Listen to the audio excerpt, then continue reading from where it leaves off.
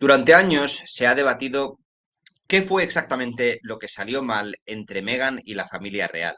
Se habla de presiones, de medios, de malentendidos, de choques culturales. Cada versión intenta explicar el momento en el que todo empezó a torcerse, como si hubiera un punto en el que algo dejó de funcionar o que algo que funcionaba dejó de hacerlo. Pero quizás esa no sea la pregunta concreta, porque si miras con atención el inicio del todo, lo que aparece no es una historia que se rompe con el tiempo, sino algo muy distinto. Una evolución que acaba mal, una estructura que desde el principio ya tenía grietas demasiado claras. Y aquí es donde el enfoque cambia por completo. No se trata de analizar lo que pasó después, cuando todo ya estaba expuesto. Se trata de volver al principio y observar cómo encajan las piezas desde el primer momento. ¿Qué se dijo? ¿Qué se hizo? ¿Qué decisiones se tomaron? Y sobre todo, qué señales estaban allí a la vista mucho antes de que el conflicto se hiciera público. Según el libro Traición, Betrayal, de Tom Bauer, ese inicio no es una simple historia de dos personas que se conocen y construyen una relación. Es el punto en el que se cruzan dos formas completamente distintas de entender el mundo.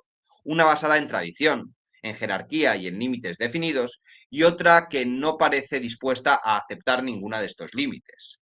Cuando esas dos lógicas se encuentran, lo que ocurre después deja de ser una sorpresa, porque la verdadera cuestión no es por qué todo acabó como acabó, es si alguna vez pudo haber sido diferente.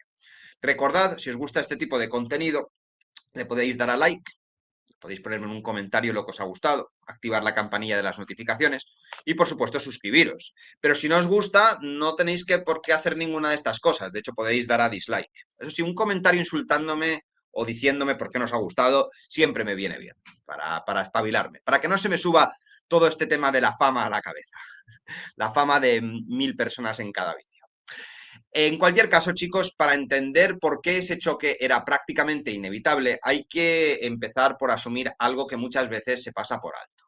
Meghan no entra simplemente en la vida de Harry ante una institución.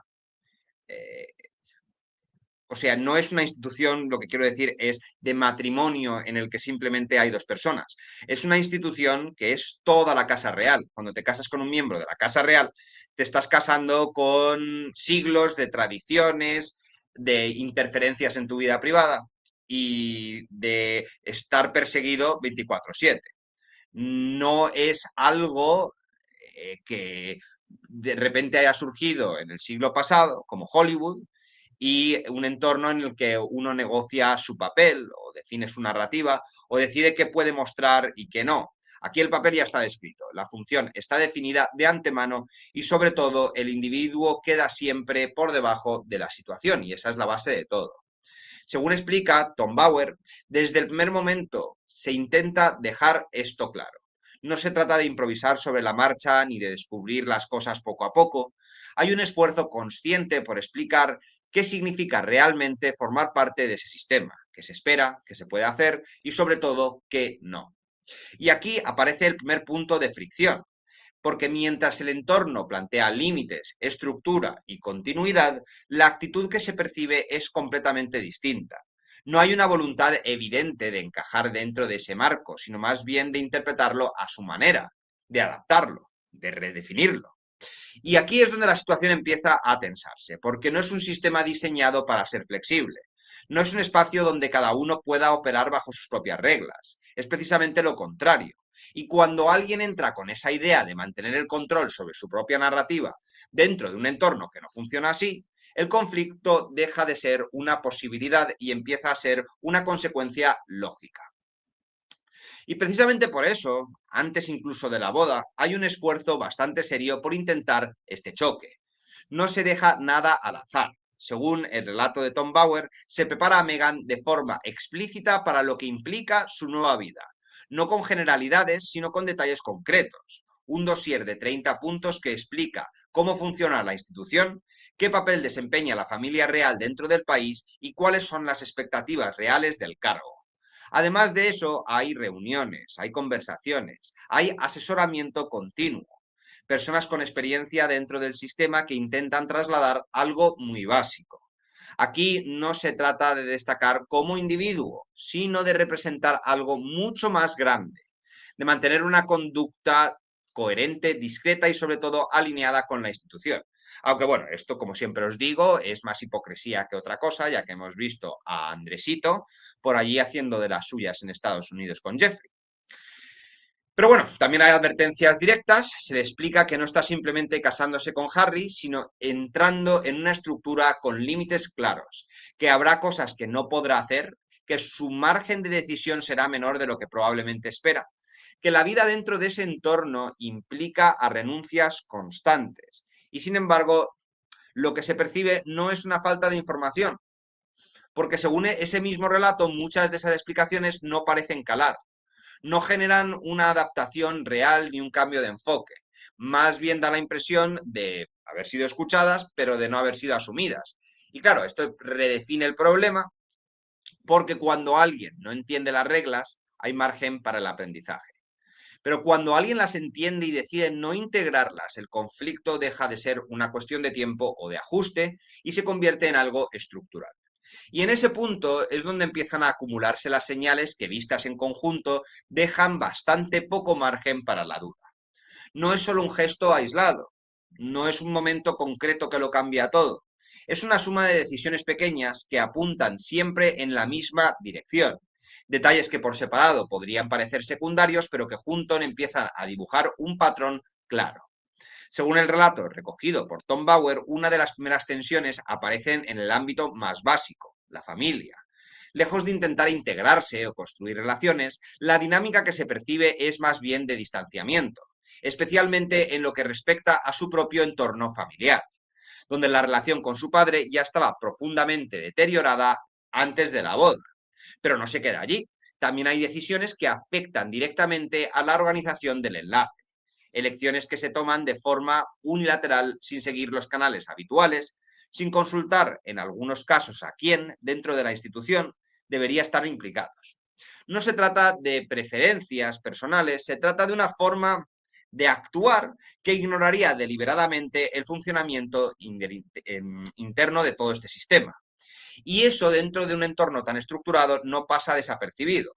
A esto se le suma la composición de la lista de invitados, presencias llamativas, muchas de ellas ajenas al círculo cercano de la pareja, frente a ausencias que sí resultan significativas, personas que en teoría deberían haber estado allí y que no lo están. De nuevo, no es un detalle menor, es otra pieza más en la misma dirección. Incluso en aspectos más simbólicos la tendencia se repite, la puesta en escena, las decisiones estéticas, el modo en que se construye la imagen del evento.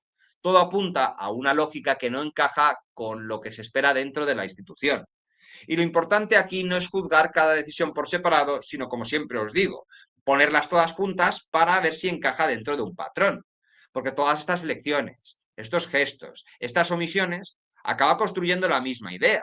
Una forma de situarse frente al entorno que no busca adaptarse, sino de redefinir las propias reglas bajo los términos de uno mismo, los términos de Mega, y en un sistema que funciona precisamente porque esas reglas se mantienen. No que yo esté de acuerdo, a mí me parece totalmente asqueroso el mundo de la monarquía, pero claro, yo no he elegido casarme con una persona de la realeza.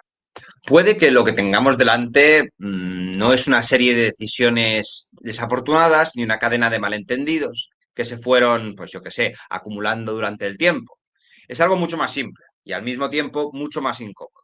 Dos formas de entender la vida que nunca estuvieron alineadas. Por un lado, una institución que se mantiene en la rigidez porque el individuo se relega a un segundo plano. La continuidad, la estabilidad y la tradición pesan más que cualquier impulso personal, como siempre os digo. El principal objetivo de las monarquías es extenderse, es que tu familia pueda seguir en ella para que todo el mundo pueda seguir bebiendo de este ecosistema en el que el trabajo no existe y en el que por representar al país automáticamente eres millonario y te puedes permitir todos los lujos del mundo. Pero por otro lado tenemos una forma de situarse en el mundo en el que parte de una lógica responde al individualismo, que es la de Meghan. Para Meghan, el centro del mundo no es Harry, es Meghan. Meghan le gusta tomar decisiones, le gusta tener control del relato, no le gusta que le digan lo que tienen que hacer. Utiliza el rol de víctima en el momento en el que se le ponga entre la espada y la pared. Y claro, este problema no surge con el tiempo, no aparece como consecuencia de la presión o de las circunstancias externas. Está presente desde el inicio prácticamente, en la forma en que se interpretan las reglas, en cómo se toman las decisiones y en qué lugar se ocupa dentro del conjunto. Y eso cambia la lectura de todo lo que vino después, porque cuando el punto de partida ya es incompatible, el desarrollo posterior deja de ser una sorpresa y no hay giro inesperado, no hay una ruptura repentina. Lo que hay es una progresión lógica de algo que desde el principio no estaba diseñado para funcionar. Por eso, más que preguntarse cuándo empezó a torcerse todo, quizá la pregunta más honesta debería ser si viendo cómo empezó todo, ¿alguna vez pudo haber sido diferente? Y con esa pregunta os dejo. Podéis respondérmela en la caja de comentarios. Muchas gracias por estar aquí. Otro vídeo más de análisis de esta pareja tan disfuncional y nos vemos en el próximo vídeo muy pronto aquí en A Prueba con Nota Alta.